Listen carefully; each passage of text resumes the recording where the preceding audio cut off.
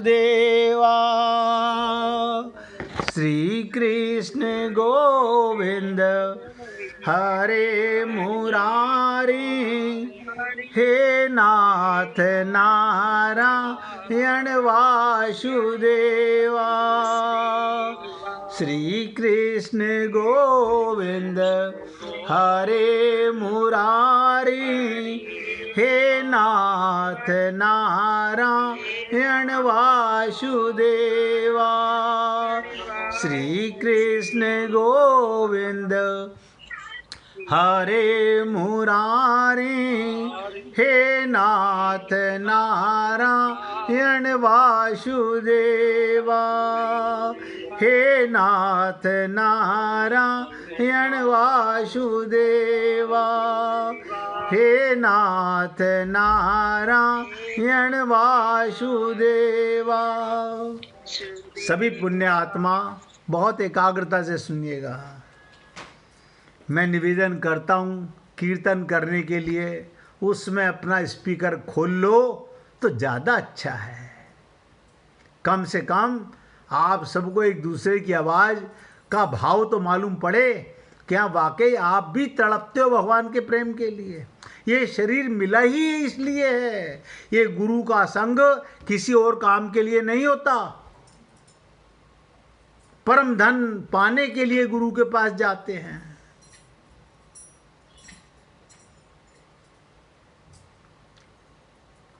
तो सारा दिन भगवान भूखे प्यासे गोपी के साथ गौशाला में गोबर की टोकरियां उठवाते रहे। और मैंने आपसे कहा एक हाथ से उनकी धोती खिसक रही है, उसे संभालें, दूसरी से गोबर उठवाएं। और ऐसा कन्हैया का कमल का सा समान लाल चेहरा हो गया। 4-5 टोकरियां उठवाने के बाद कन्हैया बोले, गोपी तेरा कोई भरोसा नहीं, तू बाद में धोखा दे सकती है, इसलिए गिनती करती जा। और उस निष्ठुर गोपी ने कन्हैया के लाल लाल मुख पर गोबर की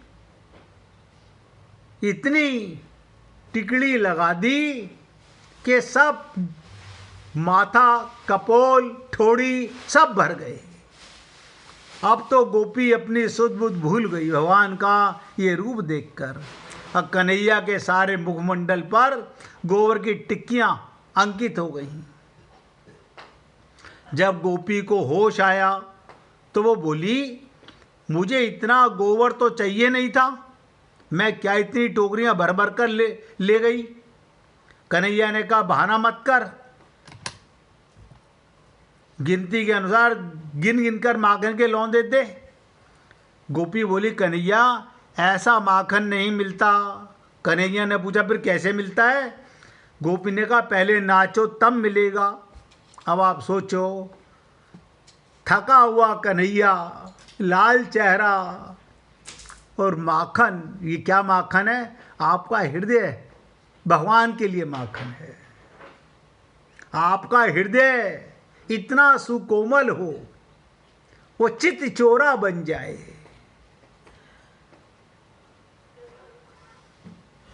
अब भगवान क्या करते, मजबूरी। ता थई थई करने लगे, नाच रहे हैं। अब आप सोचिए, ब्राह्मणों के द्वारा किए गए यज्ञ, आह्वान आदि कर्म कांड भी जिन्हें अपनी ओर आकर्षित नहीं कर पाते। खूब पंडित चिल्लाते रहते हैं, केशवाय नमः, माधवाय नमः, कोई नहीं आते भगवान। और अपनी ओर से आकर्षित नहीं कर पाते। वही प्रेम रस सिंधु भगवान श्री कृष्ण ब्रज में तनिक से माखन के लिए कभी नृत्य करते हैं, कभी गोबर उठवाते हैं, कभी याचक बनते संकोच नहीं करते। ब्रजमंडल के आकाश में स्थित देवतागण गोपी और कृष्ण की ये झांकी देखकर पुष्प वर्षा करने लगे। आकाश मार्ग से पुष्प वर्षा होने लगी। प्रेम की झिड़कियाँ भी मीठी होती हैं, मार भी मीठी लगती है। कितना शेष महेश गणेश सुरेश इस मजे की क्या जाने, सुस्वाद रस का ये जायका उनके भाग्य में कहाँ है। शेष महेश गणेश इस रस को नहीं जानते। वो जिन पर ब्रह्म की अपार महिमा का पार पाने के लिए दिन रात नाक रगड़ते रहते हैं भगवान को, वही सुलोना श्याम सुंदर ब्रज मंडल के प्रेम साम्राज्य में छाछ की ओट में इसी रस के पीछे अहीर की छोकरियों के इशारों पर नाचते हैं, गोबर की टिकरियां लगवाते हैं और गोबर की टोकरियां उठवाते हैं। श्रीमद् भागवत में कहा गया, प्यारे कृष्ण आपकी एक एक लीला मनुष्य के लिए परम मंगलमयी और कानों के लिए अमृत स्वरूप है, अमृत स्वरूप, जिसे एक बार उस रस का चस्का लग जाए। अभी हम लोगों को उसका चस्का नहीं लगा है, उसके मन में फिर किसी दूसरी वस्तु की लालसा आती ही नहीं, आती ही नहीं। हे पुण्य आत्माओं, मैं तो आपको छोटी छोटी लीला सुना करके ये सब बातें इसलिए कर रहा हूं जिससे आपके मन में भगवान का पूर्ण रूप पाने के लिए, आनंद पाने के लिए, जिसके लिए शरीर मिला है, जिसके लिए संत महात्मा मिलते हैं, जिनके लिए हम गुरु के पास जाते हैं, अगर वो ही नहीं मिला तो झूठे संसार से क्या लेके जाओगे। अब बहुत ध्यान से सुनिएगा, बहुत विशेष बात है।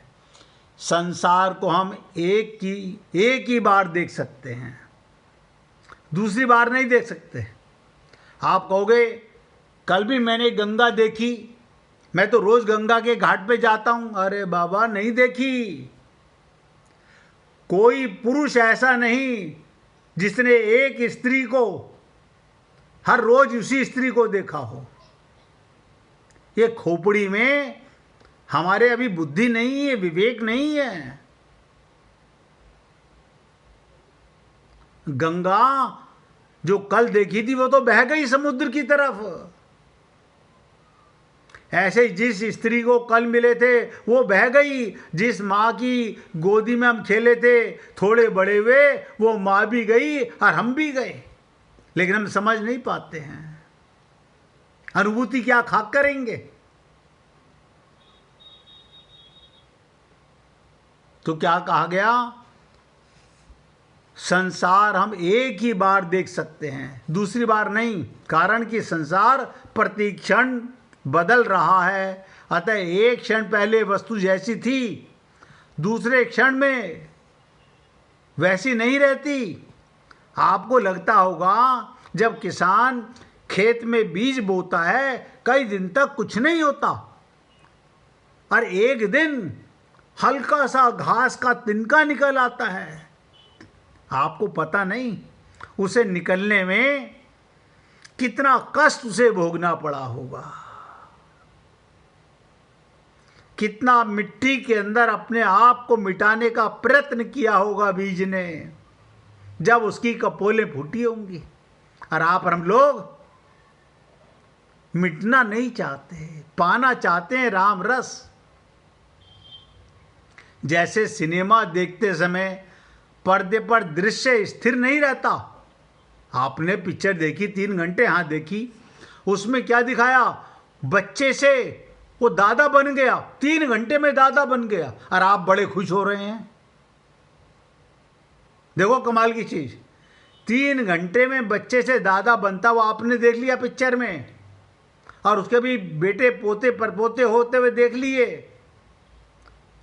तो जिस तरह चलचित्र 1 सेकंड नहीं रुकता, वास्तव में उसमें प्रतिक्षण परिवर्तन होता रहता है। मशीन पर फिल्म तेजी से घूमने के कारण वो परिवर्तन इतनी तेजी से होता है कि उसे हमारी आंखें पकड़ नहीं पाती।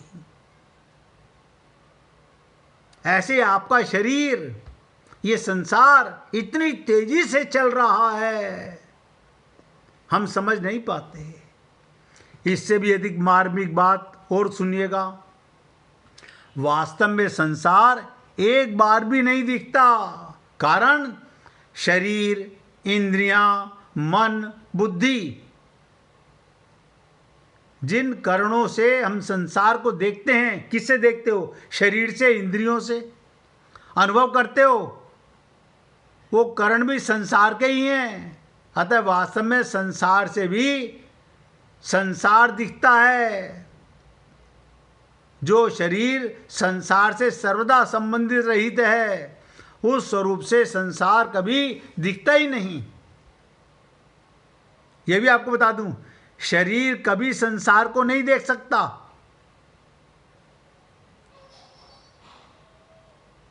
तात्पर्य ये, उस स्वरूप से संसार कभी दिखता ही नहीं। अगर शरीर को संसार दिखता तो मुर्दे को भी संसार दिखना चाहिए था। अब ध्यान से समझो, अगर शरीर से संसार देखा तो मुर्दा की तो शरीर है, उसकी भी इंद्रियां हैं, उसको भगवान संसार क्यों नहीं दिखता? मुर्दे को सत्संग सुनाओ, नहीं सुन सकता। बहुत गहरी बात बता रहा हूं। जो संसार शरीर से सर्वदा संबंध रहित है, तात्पर्य ये, स्वरूप में संसार की प्रतीति नहीं है। संसार के संबंध से ही संसार की प्रतीति होती है। संसार के संबंध से ही संसार की प्रतीति होती है। इसे सिद्ध हुआ, स्वरूप का संसार से कोई संबंध नहीं। आपका संसार से, शरीर से कोई संबंध नहीं। बताओ क्यों? आप चेतन, ये जड़, और आप और हम लोग पता नहीं कहां कहां संबंध गाड़े हुए हैं। हाँ, अगर आप किसी में आत्मा देख करके संबंध बनाते हो तो सुनिश्चित भगवत प्राप्ति कर जाओगे। और अगर शरीर को पाने की, शरीर के संबंध में, ये मेरा बेटा, ये मेरा पोता, ये मेरा परिवार, तो हे पुण्य आत्माओं, अब तक ना पा सके, आगे भी नहीं पा सकेंगे। दूसरी बात सुनिएगा, शरीर, इंद्रियां, मन, बुद्धि, एक एक शब्द ध्यान देना। शरीर, इंद्रियां, मन और बुद्धि, क्या मतलब? दो चीजें मैंने कही स्थूल शरीर की, ये शरीर स्थूल शरीर, इंद्रियां स्थूल शरीर, मन बुद्धि सूक्ष्म शरीर की सहायता के बिना चेतन स्वरूप कुछ कर ही नहीं सकता। इसी देह में भगवान मिलते हैं। इससे सिद्ध हुआ, मात्र क्रिया संसार में ही है, स्वरूप में नहीं। आपके स्वरूप में, आत्मा में कोई क्रिया नहीं होती। संसार का क्रिया से कोई संबंध ही नहीं है। संसार का संबंध है क्रिया और पदार्थ। जब स्वरूप का न हो तो क्रिया से और ना पदार्थ से कोई संबंध।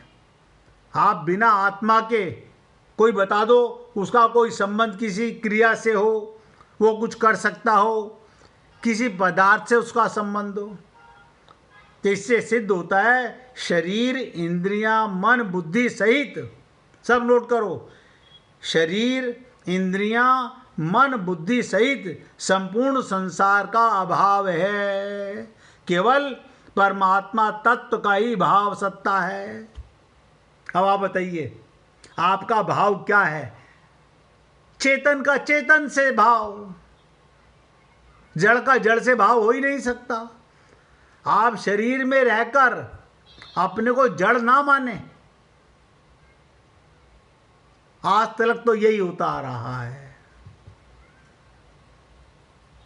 केवल परमात्मा तत्व का ही भाव सत्ता है, जो निर्लिप्त रूप से सबका प्रकाशक और आधार है। निर्लिप्त क्या मतलब? वो लिप्त नहीं है। आत्मा किसी से लिप्त नहीं है। मैंने कई बार आपसे निवेदन किया है, आत्मा किसी से प्रेम नहीं करती। आत्मा तो आत्मा से प्रेम करेगी, चेतन चेतन से प्रेम करेगा। हमें ना अपना पता है, ना अपनों का पता है, ना हमें आत्मज्ञान हुआ, ना हम किसी में आत्मा को देख पाते हैं। हम तो शरीर मानते हैं, यानी भगवान की ताकत और अपनी ताकत से अपनी अज्ञानता को शरीर मानकर संसार से मिलना चाहते हैं।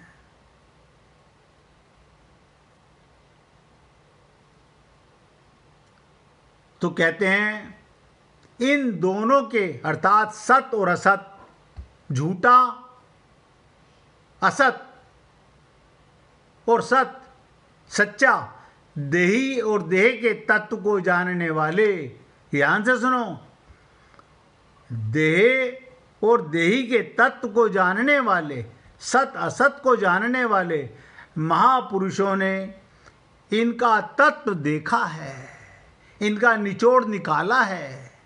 क्या? केवल एक सत तत्व ही विद्यमान है। परमात्मा था, परमात्मा है, परमात्मा रहेगा। आत्मा थी, आत्मा है, आत्मा रहेगी। जड़ शरीर नहीं रहेगा। और आप और हम लोग मरते दम तक अपने को शरीर मानते रहते हैं, पाना चाहते हैं राम रस, उसके आप अधिकारी हैं, लेकिन अज्ञानता नहीं छोड़ना चाहते हैं। त्यागने में बहुत कमजोर हैं हम लोग। असत वस्तु का तत्व भी, ध्यान से सुनो, असत वस्तु का तत्व भी सत है और सत वस्तु का तत्व भी सत है। यह भी ध्यान से समझिएगा। असत वस्तु का तत्व भी सत है और सत वस्तु का तत्व भी सत है, अर्थात दोनों का तत्व एक सत्य ही है। दोनों का तत्व भाव रूप से एक ही है। तो क्या कहते हैं भगवान? सत और असत, इन दोनों के तत्व को जानने वाले महापुरुषों के द्वारा जानने में आने वाला एक सत तत्व ही है। भगवान ने जब ये कहा वासुदेव सर्वम, ये सारा संसार मैं बना हूं, जड़ चेतन मैं बना हूं, लेकिन आप उसमें भगवान नहीं देखते। आप बताइए, किसी शरीर को देखा, उसमें भगवान नजर आया? नहीं नजर आया।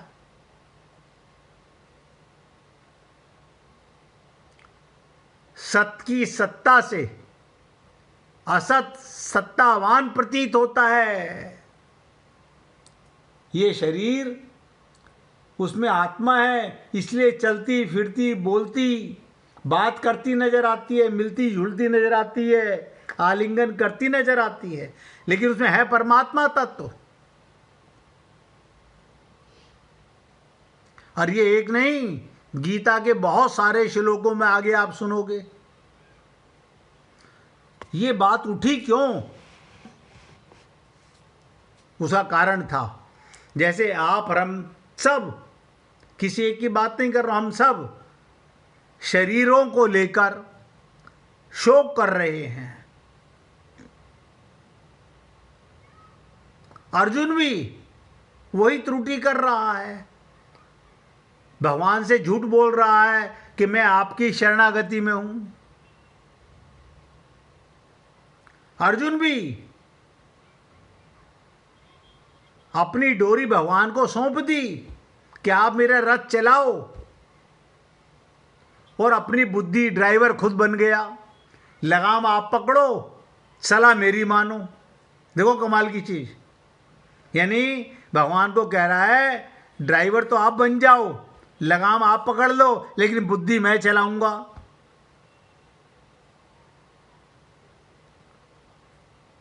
अर्जुन भी यही त्रुटि कर रहा है, शरीरों को लेकर ममता मोह आसक्ति के चक्कर में। अभी तो मरा कोई नहीं, पहले दुख मना रहा है, युद्ध करने से सब मर जाएंगे। इस पर भगवान कहते हैं कि क्या युद्ध ना करने से ये नहीं मरेंगे? ये बता दे, क्या कह रहे हैं भगवान? क्या युद्ध करने से ये नहीं मरेंगे? असत तो मरेगा ही। तू मार या ना मार, जड़ वस्तु तो एक दिन मिटेगी। शरीर, ध्यान दो, शरीर को 24 घंटे मखमल के गद्दे में लपेट के रखो तो भी मरेगा।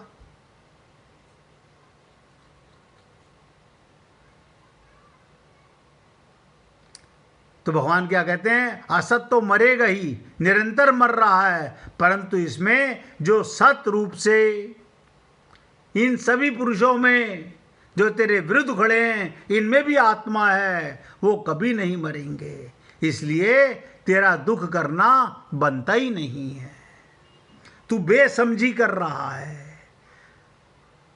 और मैंने आपसे निवेदन किया कि अर्जुन तो नर के अवतार हैं, नारायण के साथ लीला कर रहे हैं, किस लिए?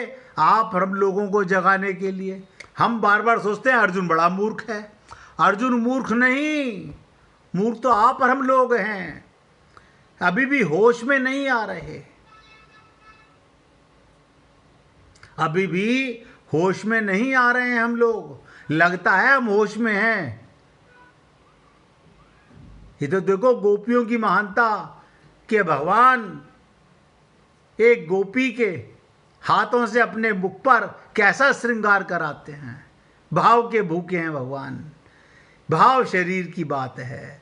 कब से वो गोपी तड़प रही थी और भगवान अपनी मैया से लड़के उस गोपी को रिझाने के लिए, उसका माखन खाने के लिए, उसका चित चुराने के लिए उसका गोबर उठवा रहे हैं।